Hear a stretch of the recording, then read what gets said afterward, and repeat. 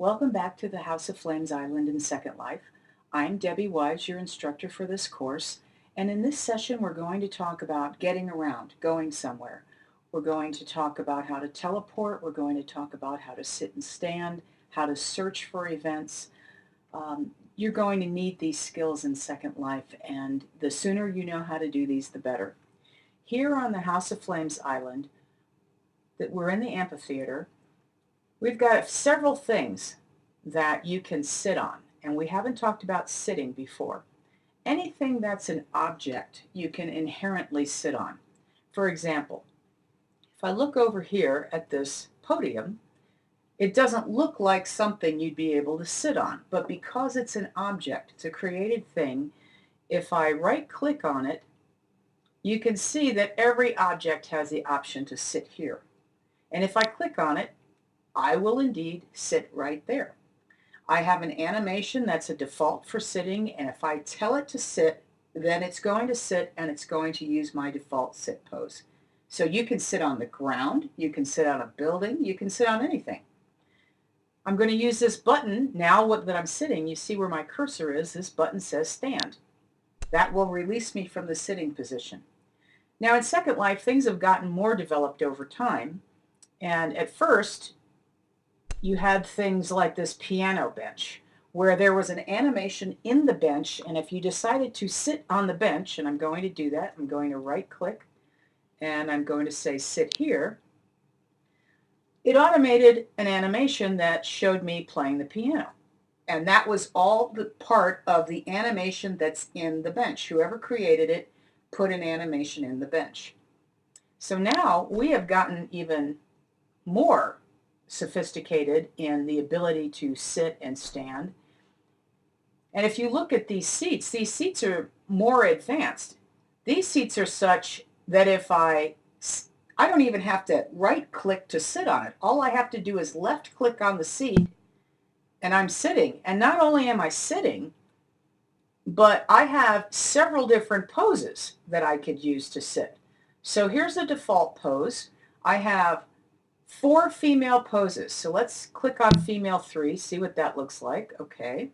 If I want to change it, I just click on the seat again. I can go to, let's see what female 4 looks like. So I have several poses, and this is a fairly advanced seat.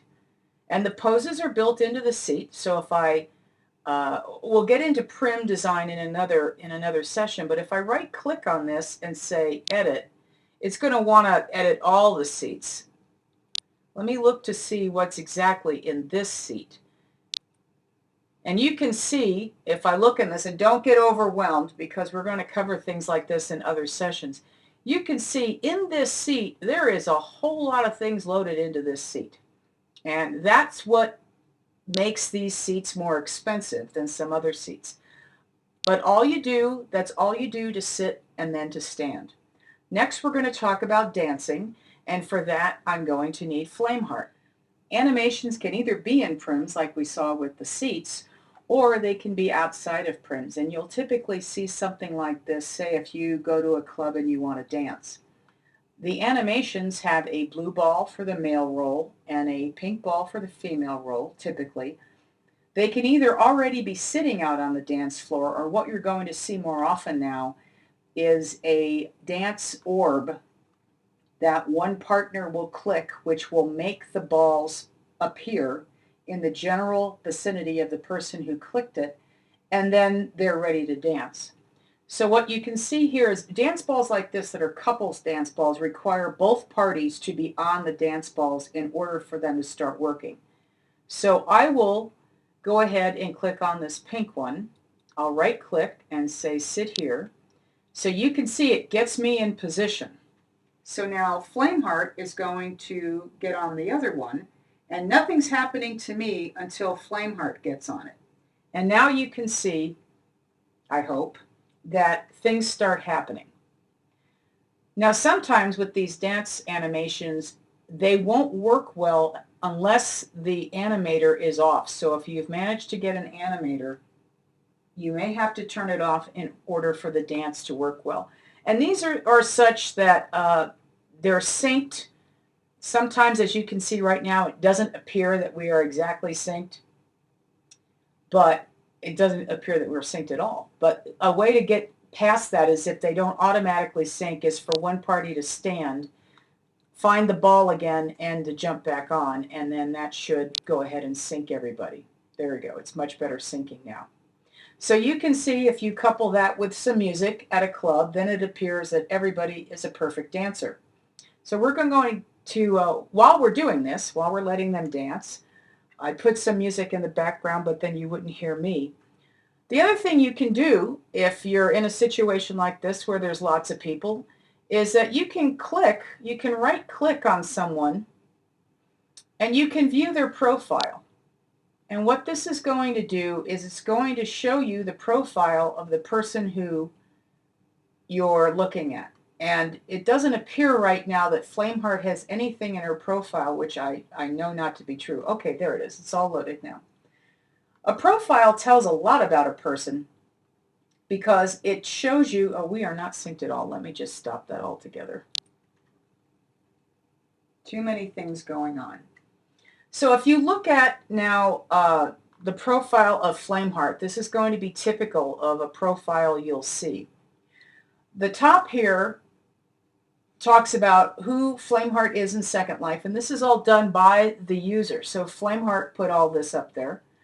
The real world bio of Flameheart, should the person choose to put it there. And as you can see, if you've looked at any of my other things, Flameheart and I are one and the same. Flameheart started the House of Flames, and then Debbie came later, but we are all the same person, which is the basis for my research on identity. I have a website that you can go to look at more about the House of Flames. It shows on Flameheart's case when she first came into Second Life, so Flameheart is old in Second Life terms.